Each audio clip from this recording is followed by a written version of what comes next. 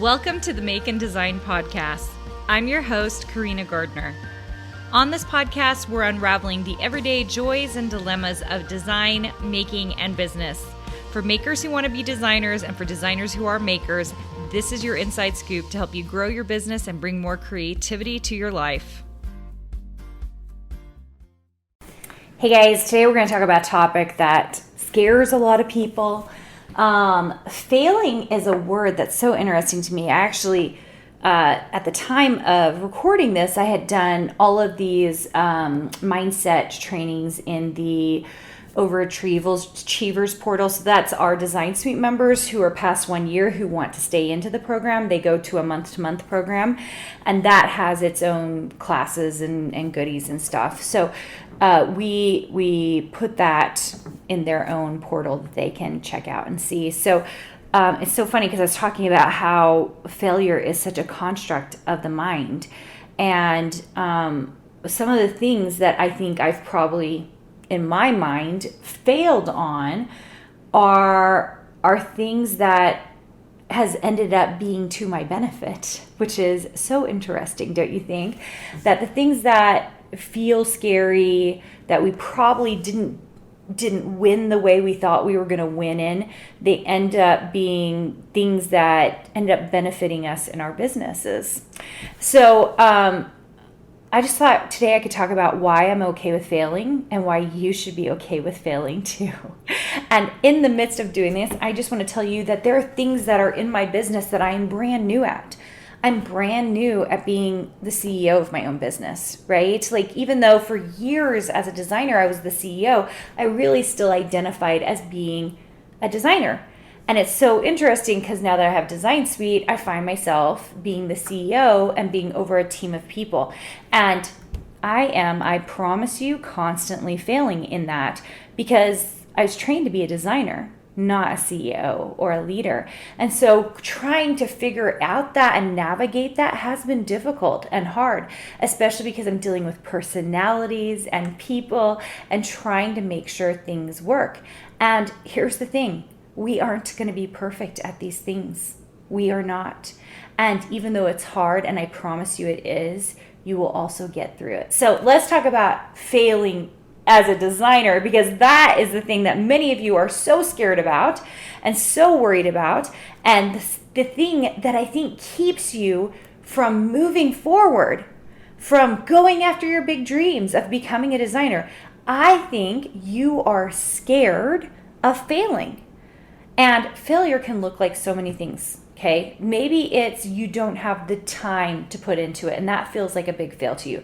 Maybe you don't make the money. Maybe you don't get the contract you want. Those are all things like you've decided are failures on your part, okay? But here is the thing that is so interesting to me. So over the years, I've had lots of fails. Things that didn't make money the way I thought. Products that I thought would be so awesome. Like, I remember I created, I went to Michael's and I got these little wooden blocks and we started building houses on them. And they were like printables. And they were really cool. And we didn't sell very many of them. And it was a total fail. And could it have done well? Maybe we needed to market it more. Maybe we needed to, whatever, okay? Same with, we had a product at Mini Loom that was difficult to ship. I didn't think about the shipping first. I built the product first, which is always bad. And it shipped poorly. And so it would get squished, or we would have to make extras or send extras to make sure that there was going to be enough. I mean, it was a total, in a lot of ways, fail, right? But here's the crazy thing. The more I failed at something, it was like the better I did at everything else. Why? Because the more fails you have, the more wins you have, okay? And this is all, once again, failure is a construct of the mind, because you can be failing at something, and for someone else, that would be winning. Okay, so whatever your failures are, they're partially in your head, right?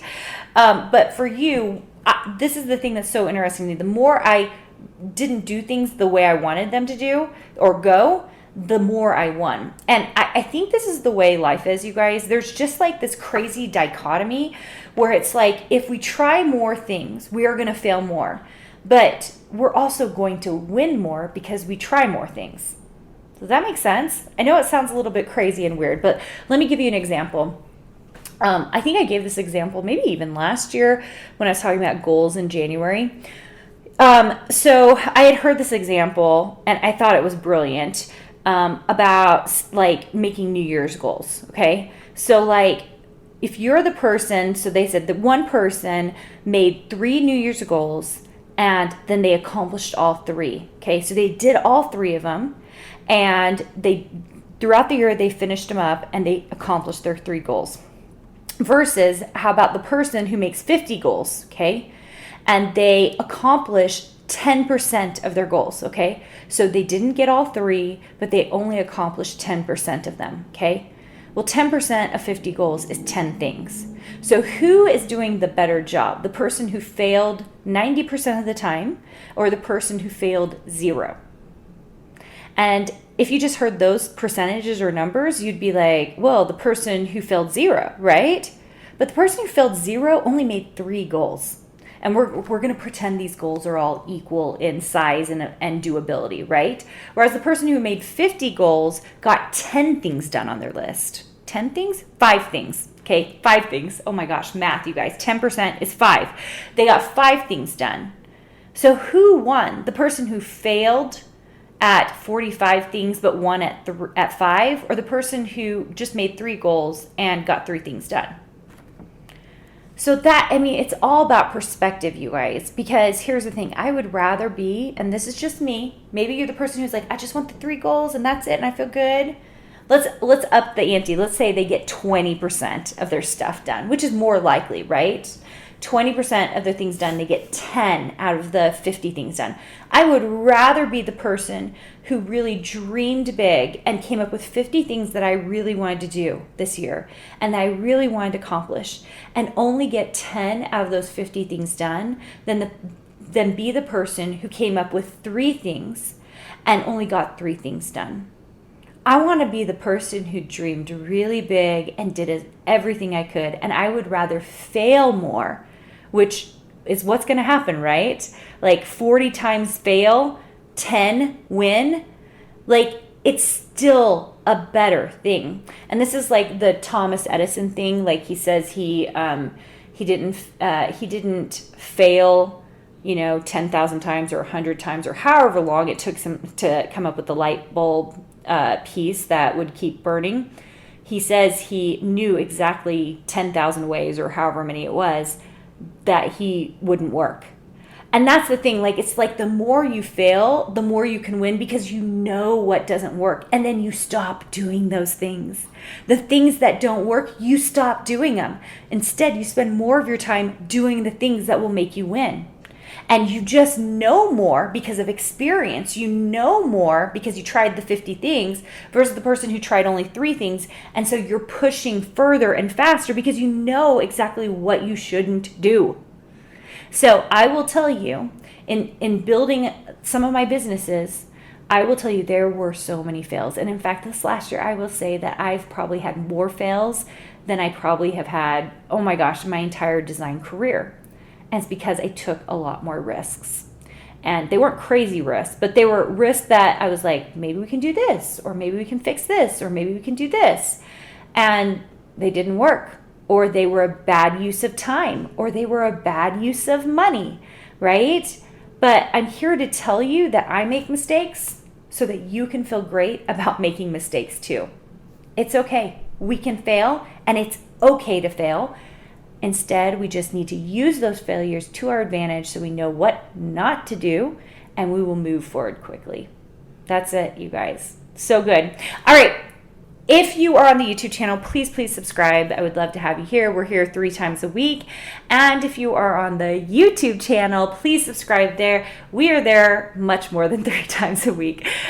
Usually about 5 videos a week, depending on what we're putting up. Well, and I always say 5 videos, 5 regular size videos. We put up shorts as well. So there's a lot of video happening on YouTube and crafting going on and Ink Club and design and sublimation, just showing you all the good things, unboxings. It's just really fun. So you can find that at carinagardner.com/ no, that's not true. You can find that at youtube.com/Carina Gardner. All right, see you guys. Hey, did you know that you can visit me at makeanddesign.com to learn more about this podcast and join my VIP group for weekly freebies? I can't wait to see you there.